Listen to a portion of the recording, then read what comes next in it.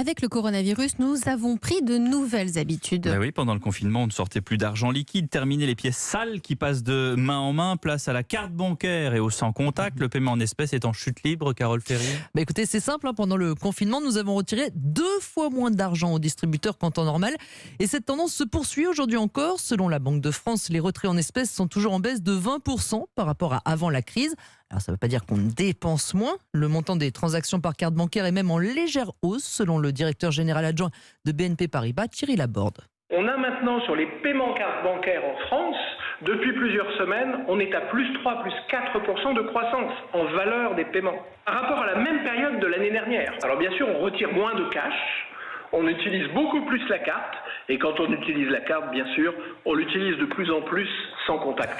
Alors on peut même parler d'une explosion des paiements sans contact, plus 45% au mois de juin par rapport à la même période l'an dernier, selon le groupement des cartes bancaires. Il faut dire qu'entre-temps, le plafond est passé de 30 à 50 euros. C'est surtout devenu le geste barrière idéal des modes de paiement.